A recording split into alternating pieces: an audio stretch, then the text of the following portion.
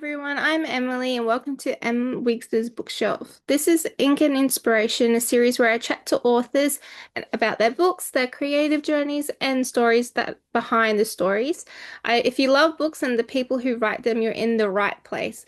Let's jump in and tell us who you are and a little bit about your book. Hi, my name is D.W. Brooks. I'm an indie author who writes contemporary romance and romantic suspense. And one day in the future, I might write a mystery or two. I actually started writing when I was 8, but uh, things didn't work out since I didn't really know what I was doing. And I put it aside and came back to it, published my first book in 2023. It's hard to believe it's been that long. Crazy. I don't, I Yeah. think, I think we all start like when we're little, like if we're really wanting to write stories, and then we're like sometimes it sticks with us, sometimes it sort of drops away. Just like reading. Yeah, no, yeah, my cousins and I, we were all around. I think one was 9 and the rest of us were 8, and we decided we were going to write a Nancy Drew kind of book with, or a Trixie Belden kind of book with Mm. Black characters. We didn't have any real idea of what that took. We So we sat down. We had the dot matrix paper because both of my parents worked in computers. So we had lots of dot matrix paper. So we'd fold it up and staple it so it looked like a book. And one of my cousins is a really good artist, so she would draw covers on them, and we actually created a story Bible, which I mean we didn't know what it was called, but we sat down and we wrote a list of all the characters and who they were friends with and who they did like and who they didn't like and who they had a crush on. Like I said, we were 8. We were just swinging wildly. We didn't know what we were doing. So we would end up with like a chapter, maybe 2 of each little book because we had no idea how to plot or how to get from one chapter to the next. So we'd have one chapter and be like, what do we do next? I don't know. I don't know. They found the mystery, but they don't know. We don't know how to put any clues out there, nothing.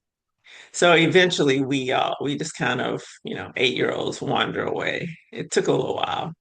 And then when I got older, I went back looking for it because we had put it in all that stuff in the attic and it was gone. Oh no. I am sure my mother threw it away, but It she would have she been really she good did- to see it. yeah, she denies that she did it, but I am positive that she threw it away. Yeah, it's not going to be used again. I'm just going to declutter. Yeah, this is just paper. It's a fire hazard. Let's get rid of it. So, I mean, she probably didn't Yeah. even actually look in the box. So she may not have even known what it was. It was just a box of paper. So away it went. So Yeah. my cousins remember doing it, but we don't have any actual evidence. It would be kind of cool now that I'm, writing and publishing to actually go and see how bad things were back then. I can't I think expect that they were, it was good. you always look back, you're like, did I really write that? Did I really do that? Yeah, and that's the concern. Just like, ooh, they might hold it, somebody might take it and hold it for ransom. Like, I'm going to show everybody how badly you were writing at age 8. I only got better from there though. Yeah, yeah. So I could say, show it. And you can show there's an improvement. See, I'll appreciate that. But yeah, so that was our, that was my intro to writing. What inspired your Meet Your Match series and the book The Match Game? Well, this is the second book in that series.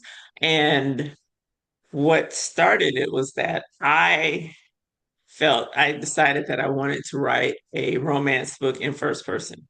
I used all of my romantic suspense is in third person.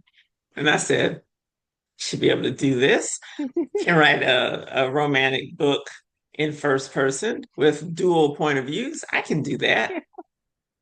So, um, and I'm a physician, and all of my female lead characters are physicians or in medical school. That's just gonna kind of be my thing. And so when I was creating the characters for Late Match, they're was the ecosystem of people around them. Mm. And I thought that I was just going to write the one book. And then I was like, well, gosh, these other people in the story could have a story too, because the first one, the woman in the match game, was the ex-wife of the guy in late match. So this story is about her. And most of her background comes from, you know, her marriage to the guy in the other book. And it left her kind of scarred. And I had to be very careful because since he was the hero of the first book, I didn't want to make him look like a complete horrible person. But I think we skated that pretty well when I was writing it, that, they just weren't supposed to be together. And they didn't work well together. So it wasn't that, I mean, he did do some things wrong, so did she, but none of them were like really malicious. They weren't malicious to each other. They just didn't need to be together. But she came out of that relationship a mess. And she's she's really gun shy about actually putting her heart back into it. And all of her friends are like, you've made some horrible dating choices. So they hire yeah, they hire a matchmaker for her, and things go off the rails from there. As they always can do. Yes, yes. So, but yeah, so it was fun to write. And basically all of the characters in the Meet Your Match series are friends and family of three people that went to medical school together.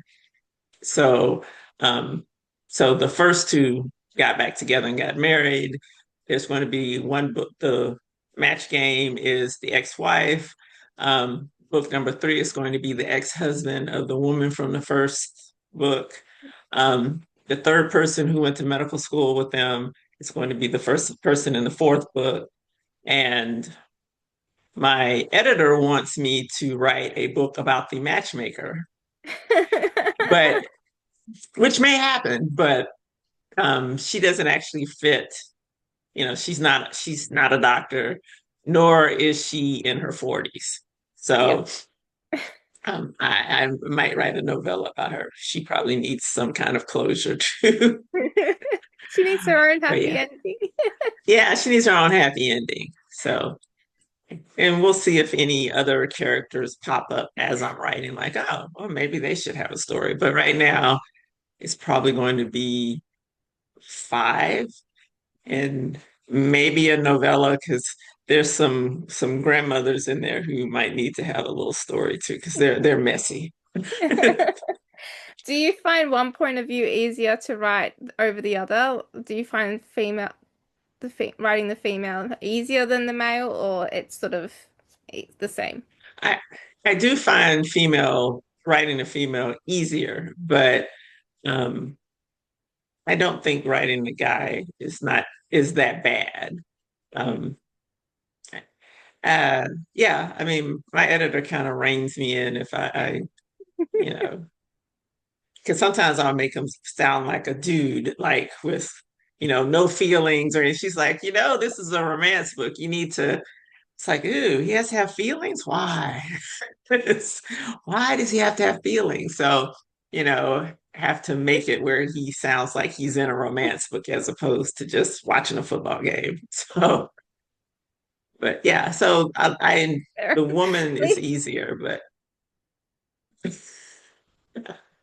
at least you got the editor to help you rein you in. yeah, yeah, man, rein her in a little bit. You need to, write his feelings out on paper a little bit more. You need to get a little bit deeper. It's like, okay, I can Oh, do that. I guess I'll do that now. Yeah, yeah, he needs to have some feelings. He's not just in it for fun.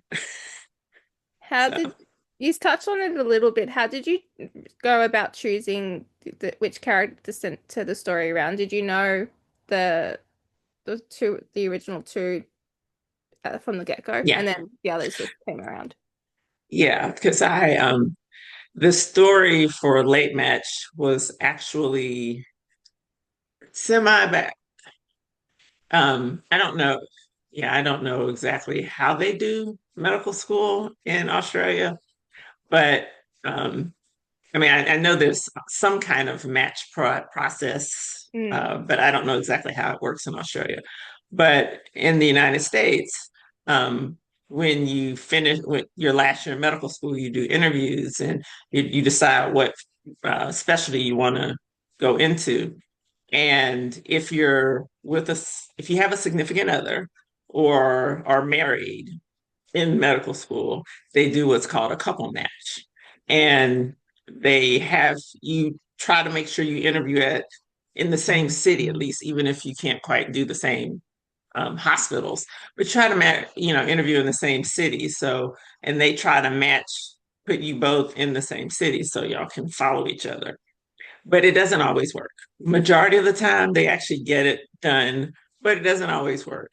So, um, there was one case in my class of they had just gotten engaged and they didn't match in the same city. They matched like 2 hours away, which um, is not great because Mm. when you're an intern, unless that person's in your house, you probably won't see them very much.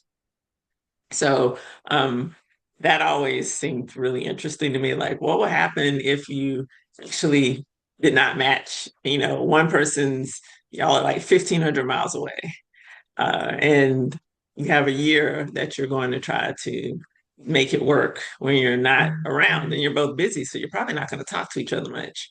And so that's where late match came from. And basically, they don't make it through the first year apart and they go on about their lives. They both get married, have a son, and and then they both get divorced.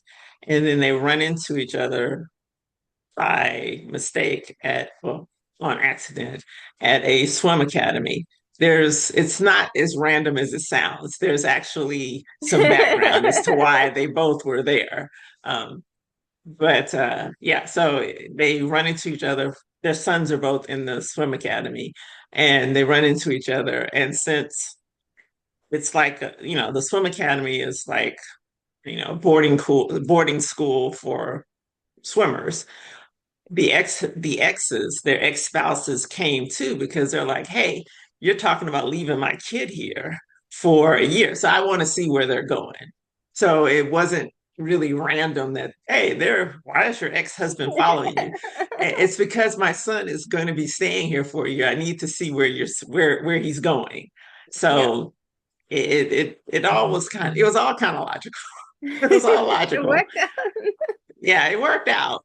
And so the exes decided that they were going to help match them back together because the reason they broke up wasn't because they didn't love each other. It was just distance and pride and ego and on and on. And they both were carrying torches for each other because the exes recognized that's why their marriages didn't work because they were still wanting to be with each other. So it was meddling exes and kind of stuff. It's fun. It's fun. So It's always fun when the exes work together. yeah, the exes are like, hey, we need to get them back together. So and so then the ex-wife now, her friends are giving her a matchmaker, and she's like, oh, this is payback for what I did before. What comes around goes around.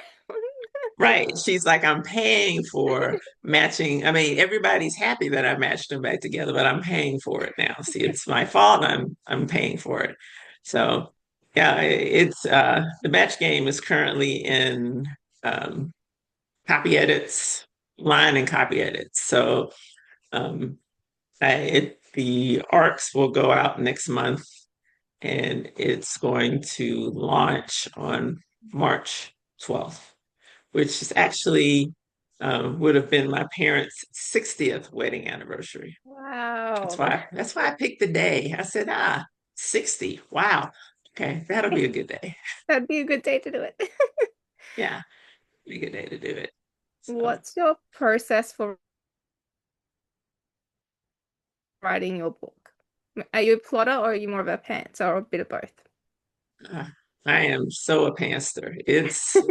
I'm actually I am trying to rein it in a little bit because I I want to write more of an outline. I actually just subscribed to Plotter to try to force myself to at least write an outline. You know, I because even if I do write an outline, which I have done, and by the time I start writing, I just, you know, ah, I don't want that there. I don't want to do that. I mean, I generally know what beats I want to hit, and I get there generally just I'm just typing.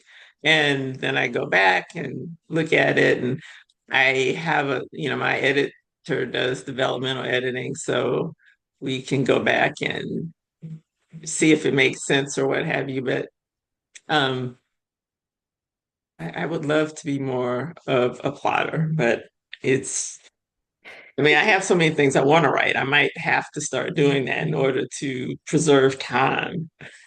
Do So this to get the yeah. more books out. Yeah, get more of them out because, Yeah. I came back to this at an older age. Yeah. And like I tell my younger friends, I don't have a 40-year runway in front of me.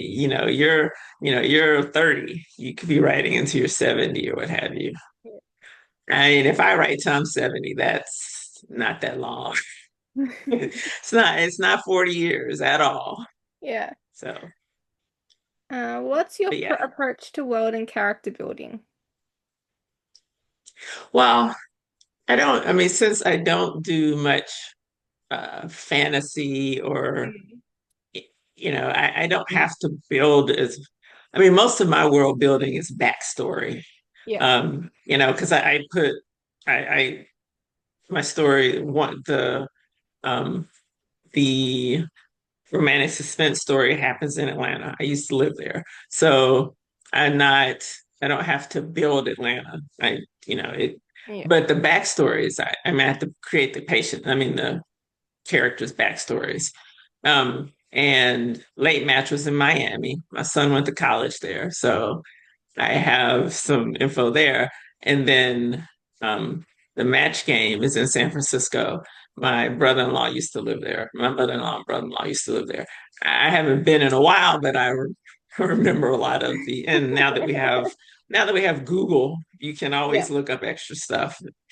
But so most of my world building is backstory, which I love to create. It's, how'd they get here? All the stuff of why this happened to them. I think that's fun. So, and I like to let the backstory kind of help inform what the character's like. This particular thing happened to them, so this is how they would respond to that. This kind of creates their personality, why they do what they do. I find that fun. I remember I had a couple of reviews, late match. People are like, they're 40 years old. They're doctors. Why are they so messy? Why are they just, they're not talking to each other or they're not doing things like they should. And I'm just like, just because they're 40-year-old doctors doesn't mean they're not messy. They don't know what they're doing either. They're book smart. They didn't say they were emotionally smart. That's why we have these books to show it as well. Yeah, yeah. It's like Accept they it. don't know what they're doing. They're just as messy as anybody else. So I find that fun to write because I remember med school. It was messy. I think all college and experience is always messy. You always look back like, Yeah, oh, yeah. I that was so mean, many different. yeah, everybody's different. Even if you've been in therapy for trying to fix some of your issues, I find that when, I mean, you probably will I mean, if your therapy is successful, you probably will do the right thing, what the doctor said you're supposed to do.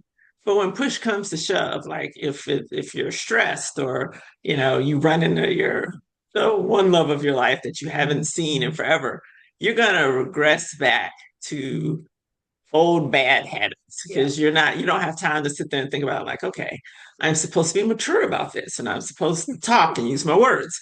I mean, you see somebody, you're just like, blah, blah, blah, blah. I don't know what I'm doing. I don't know what to do. So I think that that's important to remember that just because, somebody's older doesn't mean that they can't leave a trail of destruction No, behind them in their relationships either. They don't know what they're doing. no, you And that never makes have it it. fun. It makes it a lot of fun with those type of characters. Yeah. Yeah. Did you did you have a favorite moment in the book to write? Like a scene? In the match game, Mm. uh, yes. I mean, I had several there that were a lot of fun to write. Um, when the characters actually first met, that was fun. Their first date was fun to write because it was a little bit out of the ordinary what they ended up doing for their date. It was a little bit out of the ordinary. So that was fun.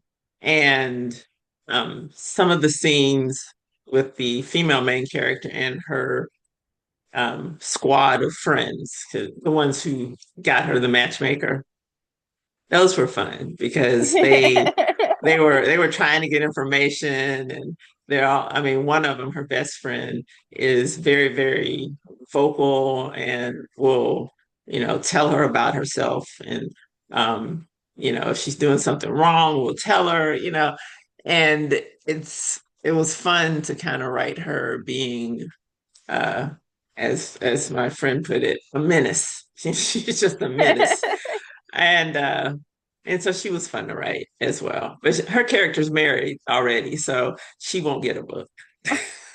You can just star in this book, in the book. That's all right. Yeah, you can just show up and visit other people. But yeah, she's married, so she's not going to get her own book. She'd Not be a everyone. menace.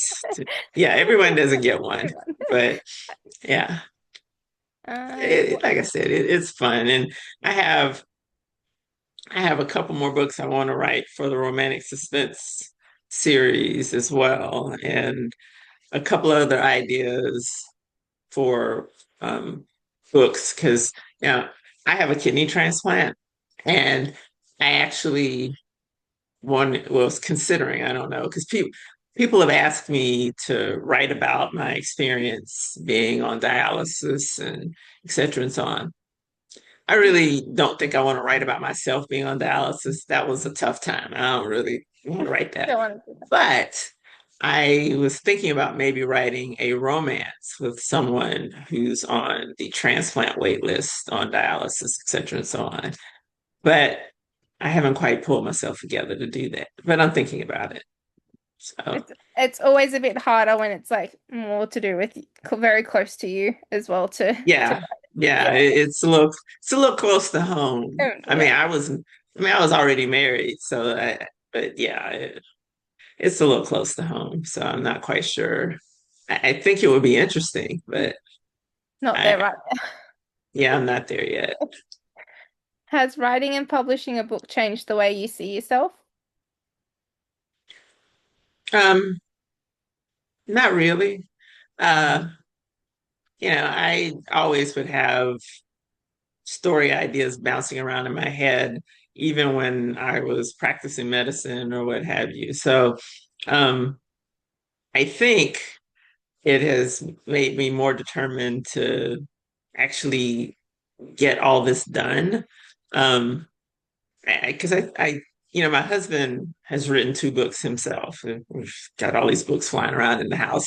But when I wrote the first book, I'm not sure he actually thought that I was going to continue writing. I think Yeah. he might have thought that I was wanted because I was writing while I was on dialysis. So I think he might have thought that I was writing that book because of my situation, et cetera, and so on, and that I would move on. But then I went and wrote the prequel to that book, and then I wrote the next book, and then I started the romance series, and he was like, "Okay, You're doing this. you know, yeah, you're doing this, all right." So When he wrote his book, it was, oh my gosh, almost 20 years ago. Wow. Um, and the industry has changed because Amazon wasn't letting you self-publish or anything like that. You Mm. could sell your books on Amazon, but they didn't have KDP. And there weren't as many people publishing. So marketing was more of traditional marketing. You didn't have to do all, figure out how to operate social media, et cetera, so on. That wasn't happening then. So he did lots of interviews and things like that. So he moved quite a few books. And he's like, well, you just need to do this, this, and this. And I said, No. that doesn't work anymore. That doesn't work anymore. That's not how this works. I said, They're a lot you more have to have, involved now. yeah, you have to do social media and you have to do this and you have to do that. And, you really need to have more of a backlist in order to really, I mean, there are obviously some people who write one book and poof, everything, they blow up. I said, but most people don't do that. You have to have, I mean, I keep seeing things, people are like, I have 10 books behind me, and now I'm starting to move them. And, people are starting to buy the old books and reading them. And, Mhm. and my husband's like, what? What? That? I said, How dare yeah, this happen? yeah, you can luck up and, hit the right book at the right time. But, you know, No. yeah, it takes a little bit more than, I mean, because he worked hard. He did a lot of interviews and traveling and stuff. But, and I told him this year, this 2026, I'm going to do a lot of live events. Yeah. Um, you know, try to write more and have more things in the pike coming out. Not, I mean, for me, I mean, just one book a year, and I only published one book last year, and I didn't feel like a failure, but I felt like I left a lot on the table. So um, I'm gonna try not to do that again. So Also, I guess live events as well is like exactly where people can actually get your books and you can see the readers as well. It's like that's where you push more a lot more books and yeah, see the readers, which is more rewarding as well. yeah. Yeah. I mean, I actually, as you can tell, I like to yap. Yeah. So going to the live events are fun. And I, you know, you can talk to the people, you can talk to the folks, because, when you're trying to get somebody to buy something from social media, Yeah. one, you got to get them to stop on your post. Two, you got to get them to actually move. I mean, as marketing says, people actually have to see it multiple times Mm. before, most of the time, before they'll actually take an action. And, there's so much stuff on social media, there's so many books flying around that um, that's harder. But, Yeah. somebody comes up to you at a live event, you can talk to them. Everybody's not going to buy your book, but you can get them on your newsletter. Um, it's, and like I said, it's fun. I get to meet other authors. I get to meet other the readers. I can try to convert other people to readers. Mm. I think it's a fun opportunity. So Lots of fun. yeah, so Mm. doing a lot of those this year. That'd be good. What advice would you give to a writer working on their first book? Working on their first book, I mean, my advice is always to keep writing Mm. for people who are, still trying to figure it out. Just keep writing because that was something I didn't do. At age 8, I said, "All right, I'm done. I'm not doing this anymore." So there was a lot of space in there where I could have been writing and improving my craft and not having to try to do that now. So if you're writing your first book, I say keep writing. It doesn't have to be polished or, I mean, just get the words on paper. You can go back and fix them or throw them out or rearrange them or whatever you have to do to get your story out. But, you know, it's easy to get caught up in, wow, I don't like this sentence or I don't like this and sit there and try to fix it. And, the other ideas for other chapters that are in the back of your head are just kind of blowing away. So just write it down. You can go back and fix it later. Just get it on paper or on screen or however you end up doing it. Basically, get it down Yeah, just get it out of your head. You can and fix it then make later. it a Just problem for your future self to make sense of everything. yeah, yeah. That's when you just move, you just kick the can further down the road. But it's better to Yeah, have stuff on paper to fix as opposed to, getting caught in writer's block because spent too much time trying to fix one section and then you can't figure out what you were thinking you were going to do for the next section and you're stuck. So just you can fix it later. You can hire an editor to fix it later yeah. or get one of your friends to read it, They'll, barter it out. So they'll tell you. it can be done. Yeah, they'll look at it and go, "Ooh, that was bad." So it can be fixed. Everything you put down on paper can be fixed. Do you play music while you write? Probably a quarter of the time. Okay. Um, I actually started making uh, sound, playlists. Uh, So I'll listen, and it really just depends on what mood I'm in. I usually, there has to be some noise in the background. Most of the time it's the TV, Yeah. but, um, sometimes I'll put my headphones on and listen to some old school music and find myself bopping my head. Oh yeah, what am I writing? I'm sitting there singing. But and when I have the TV on, it has to be on something that I've already seen before. Yeah. Watching reruns, just having them go on in the background works better for me because if it's something I haven't seen before, then I'll stop and look at it. But if it's a rerun, I'm just like, yeah, I just like having the noise. Yeah. Um, so I'm go ahead. I'm the same. Even if I'm reading, I've got something on in the background, just the TV, just to have noise. Yeah, Not paying attention, yeah, but it's there. yeah, yeah. I'm an only child, so I despise just silence. So even when I go to sleep, I have the TV on or music on or something. I don't like silence. My husband has gotten used to it. That's good. Too bad it had to be. We would have had to. Yeah, yeah, yeah. It took a little while, but because I mean, when I was, in college and in med school and stuff, I always had music on when I went to bed. So it's just how it was, Yep. unfortunately. Oh well. He knew that going in. Right, he Yeah. did. He did. And my final question is, who has been the biggest supporter of your writing? Um, well, it has been my husband. Um, I would add some of my relatives, which actually didn't seem to be that way at first. I have two male cousins that are, a couple years younger than I am. And one will call me and say, okay, why don't you write a story about this? Or, where are you going next so I can come see you? And when's your next book coming out?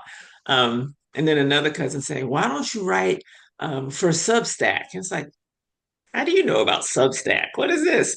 He's like, you need to write for, and you can charge people to join your Substack. And it's like, how do you know this? So they, he'll just text me and say that every so often. So it's actually been pretty cool. And like I said, my husband, I had eye surgery, and so my husband was driving me to different events because I couldn't drive at night and stuff like that. So he's been amazingly supportive. It's always good to have people closest to you supporting you. Cannot do it without Yeah, you, really. I know. I was surprised about my cousins. I didn't think that they would get that much into it because I went to a live event in where they live in Birmingham, Alabama, and they all came by and they all bought books, and I was just like, "Mm, okay, Thank I don't you. even know if you're reading them, but that's fine." Gift it. Tell the other people about it for me. Yeah, just tell all your coworkers and all your friends. Suddenly leave it on the desk at work. That's true. Say, hey, this my cousin wrote this. Yeah. Yeah. Repost. Here's the link to go buy one. Yeah. Yeah.